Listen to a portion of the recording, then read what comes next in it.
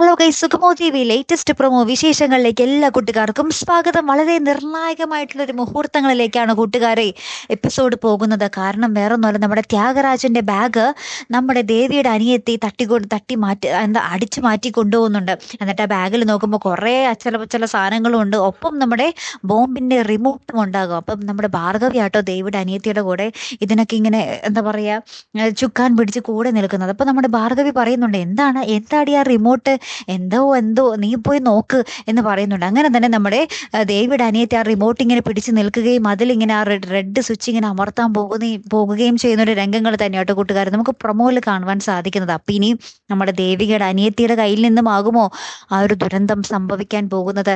അല്ലെ, അങ്ങനെയാണെങ്കിൽ ആരായിരിക്കും മരണപ്പെടാൻ പോകുന്നത്? അല്ലെ, അതും നമുക്കറിയണം. അപ്പുറത്ത് നമ്മുടെ ദേവികയാണെങ്കിലോ ആ വീട്ടിൽ നിന്ന്, അരുന്ധതിയുടെ വീട്ടിൽ നിന്നും ഇതുവരെ പോരാൻ പറ്റിയിട്ടില്ല നമ്മുടെ ദേവികയ്ക്കും. ഋഷിയാണെങ്കിലും നമ്മുടെ ദേവികയെ വിടുന്നില്ല.